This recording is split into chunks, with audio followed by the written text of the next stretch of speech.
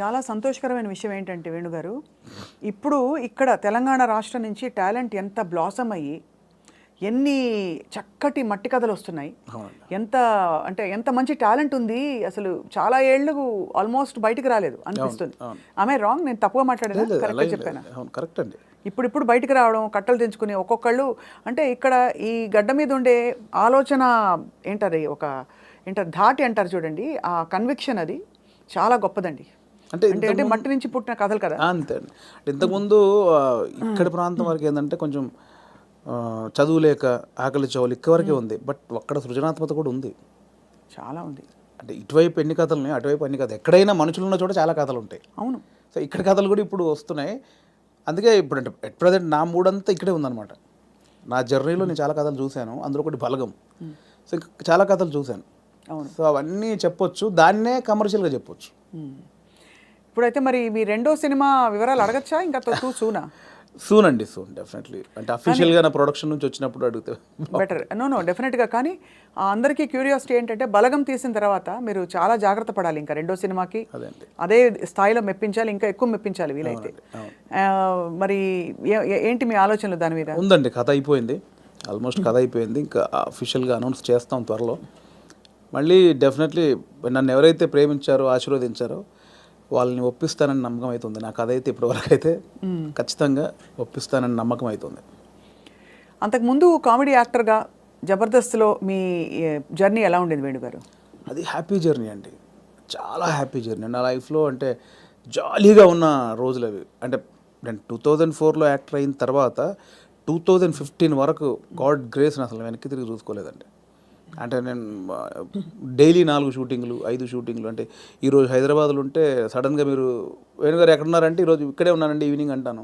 రేపు ఫోన్ చేసి దుబాయ్లో ఉన్నానండి. అదేంటి నేను ఈవినింగ్ హైదరాబాద్ అన్న, అంత బిజీగా ఉన్నాను నేను. అంత బిజీగా ఉన్నా డైలీ 3-4 షూటింగ్లు, ఈవెంట్స్ అని దుబాయ్లు, యూఎస్ ఫారిన్ షెడ్యూల్స్, చాలా బిజీగా ఉండేవాడిని. ఐ థింక్ 4 నుంచి 15-16 వరకు నేను వెనక్కి తిరిగి చూసుకోలేదు. అంటే మా ఇంట్లో నెలకి ఒక వారం రోజులు తింటే హ్యాపీ, అంత బిజీగా ఉండేవాళ్ళు. పొద్దున ఎప్పుడైందో, సాయంత్రం ఎప్పుడైందో, నైట్ ఎప్పుడైందో తెలిసేది కాదు. సో 15 తర్వాత కొంచెం జబర్దస్త్ నుంచి బయటకు వచ్చి అప్పుడు ఇంకేమైనా చేసుకోవాలని ఈ బలగం ఏదైతే దానికి ప్లానింగ్లో ఉన్నప్పుడు మాత్రం కొంచెం ఒక 3-4 ఇయర్స్ బాగా స్ట్రగుల్ అయ్యాను. సో కానీ ఎలాగా అంటే మీరు చెప్పారు కదా, అంటే మీరు మట్టిలోంచి పుట్టిన కుటుంబం మీది. మరి మీరు పొట్టకూటి కోసం అయినా పనిచేయక తప్పదు. అవును. మరి ఒకవైపు ప్లానింగ్, ఇంకోవైపు యాక్టింగ్ ఆపర్చునిటీస్ వదులుకోవాలి. అప్పుడు మీకు సంఘర్షణ వచ్చిందా? అయ్యో చాలా అండి. అదే అంటే యాక్చువల్లీ నేను 2013లో జబర్దస్త్ స్టార్ట్ అయింది. అప్పుడు పీక్స్ నేను యాక్టింగ్లో, స్టేజ్ షోలని, యాక్టింగ్ అని చాలా పీక్స్. ఆ జబర్దస్త్కి వెళ్ళిన తర్వాత మేము ఎక్స్పెక్ట్ చేయలేదు. మాది స్టార్టింగ్ స్టేజ్, మాది స్టార్టింగ్ టీం, మాది ఎక్స్పెక్ట్ చేయలేదు. యాక్చువల్గా జస్ట్ ఒక 13 డేస్, ఒక 4 రోజులు ఇవ్వండి చాలు అని తిరిగేవాళ్ళు, మా వెనకాల తిరిగేవాళ్ళు. సో ధనరాజు, చంద్ర అప్పుడు కొత్తవాడు, ఇంక వాడు రాలా అసలు.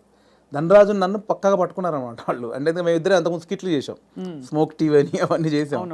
సో వీళ్ళని పట్టుకోవాలని చాలా పట్టుకున్నారు. నేను కన్విన్స్ అవ్వాలా, ఎందుకంటే సినిమా నేను అప్పట్లో కొంచెం టీవీ అంటే టీవీకి వెళ్తే సినిమాకి రాలేరేమో అనేది ఉంది.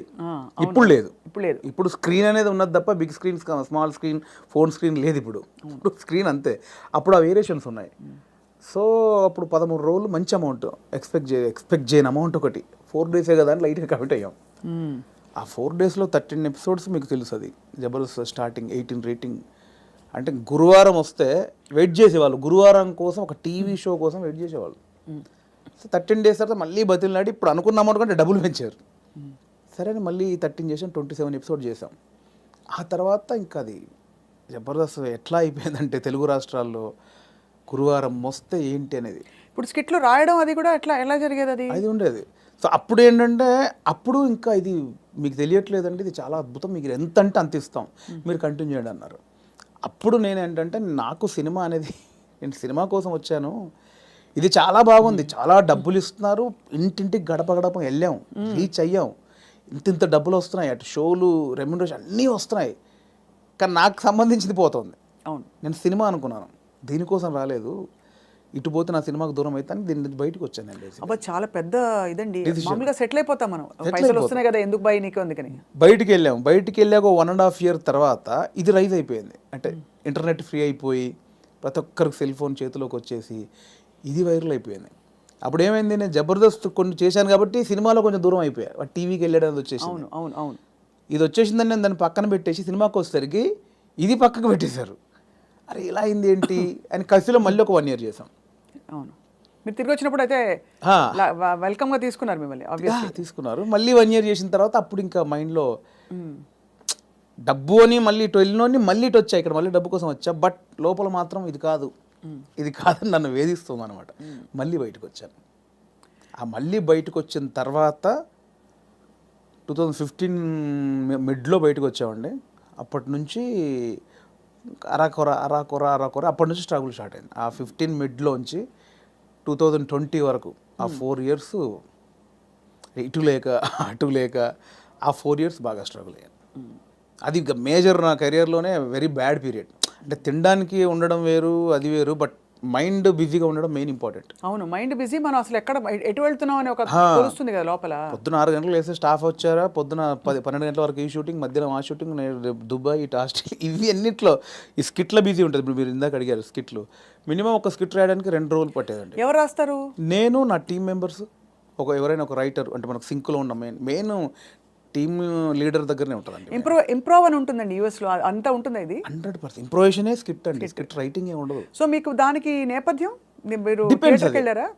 థియేటర్ ఏం లేదండి నాకు, థియేటర్ ఎక్స్పీరియన్స్ లేదు, జస్ట్ మీరు చూసి నేర్చుకునేవి. అంతే అంతే. ఎందుకంటే మనం కూర్చున్నామండి, ఇప్పుడు పాయింట్ ఎట్లా వస్తే మనం కూర్చున్నాము, లేట్ అవుతుంది, ఈ లేట్ అయిన గ్యాప్లో ఏం చేద్దాం అని ఒక థాట్, ఏం చేయొచ్చు అని కూర్చొని మాట్లాడుకోవడం. అలా మాట్లాడుకుంటే ఏదో జోకులు వస్తూ ఉంటాయి. ఓ బంచ్ ఆఫ్ జోక్స్ వచ్చాక అసలు దీనికి ఏంటి కంటెంట్ ఏంటి, కథ ఏంటి, ఓ ఇలా వచ్చాడు, ఓ మిడ్లో గొడవ జరిగింది, లాస్ట్లో ఆ గొడవ పడి సారీ చెప్పాడు, ఓ స్టార్ట్, ఓ మిడ్, ఎండ్, ఏం చేయొచ్చు దీనికి, అలా కూర్చి స్కిట్ రాయడమే.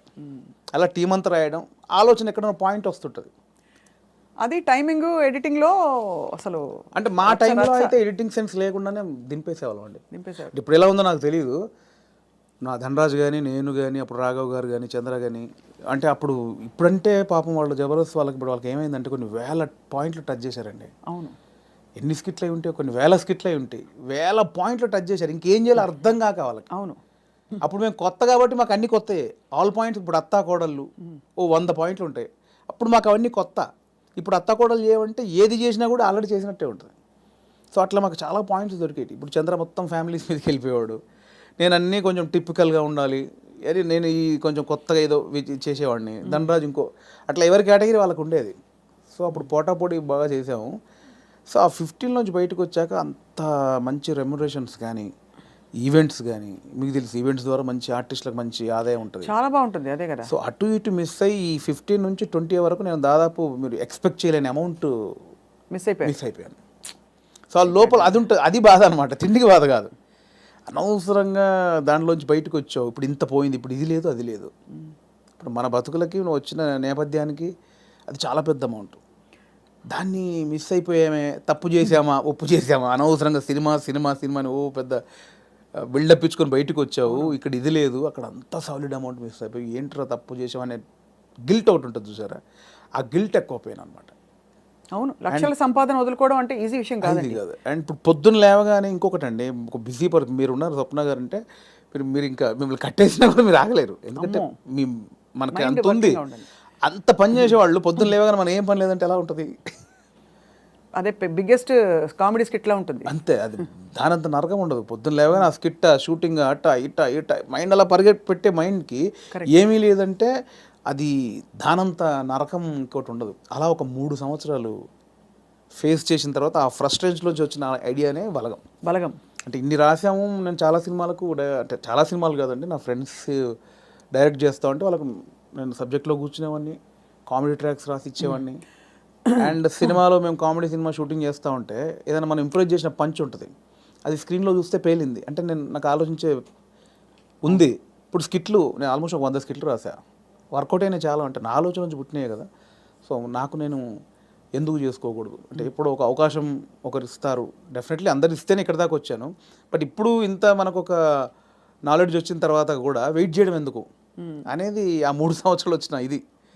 అక్కడ సరే నేనే హీరోగా చేసుకుందాం, నేనే రాసుకుందాం, నాకు ఒక కథ రాసుకుందాం, నన్నే ఇలా ప్రజెంట్ చేసుకుంటే దాన్ని చూసి వేషాలు వస్తాయి మళ్ళీ అనే దాంట్లో నేనే ఒక పాయింట్ అనుకుందామని స్టార్ట్ చేసిన జర్నీ. ఒక 3-4 పాయింట్లు అనుకొని అవన్నీ రెగ్యులర్గా ఉన్నాయి, ఇలా అయితే నన్ను ఎందుకు చూస్తారు?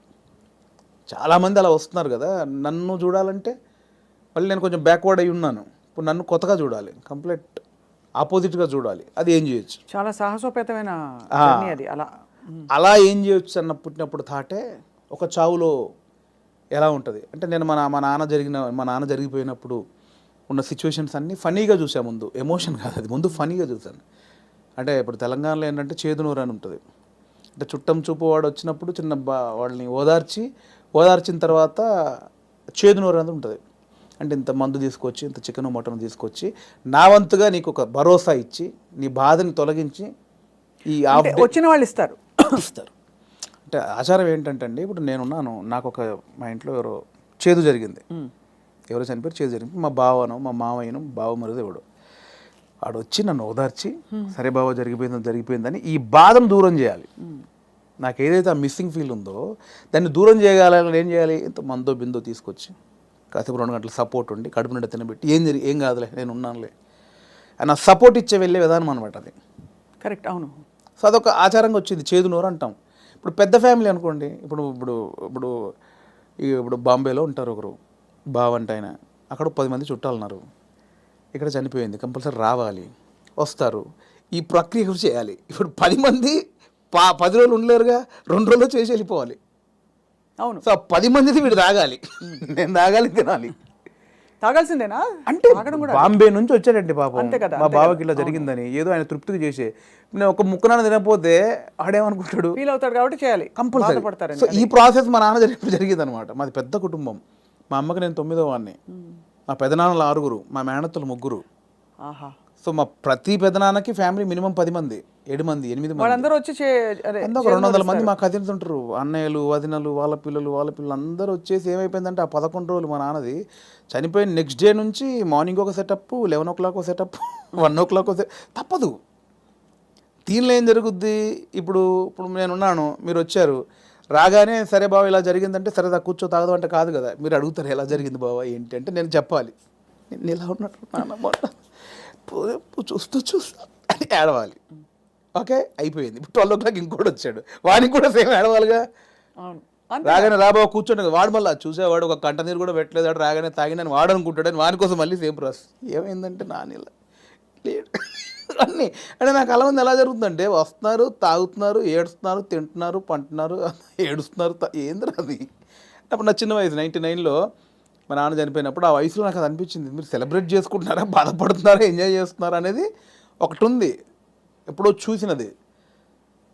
అది ఇక్కడికి షిఫ్ట్ అయిందనమాట.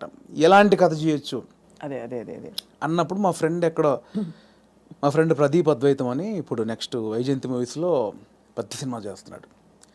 సో నాకు బెస్ట్ ఫ్రెండ్ అనమాట. సో తనే ఏంటంటే ఒకసారి 10 days కనిపించలా, మళ్ళీ వస్తే డార్లింగ్ ఎక్కడికి వెళ్ళామంటే ఇట్లా మా పెద్దనాన్న చనిపోయాడు రా, గమ్మతుంటుంది మన తెలంగాణలో, మా తాగుడు గోల ఇలా ఏడుపు అని అన్నాడు.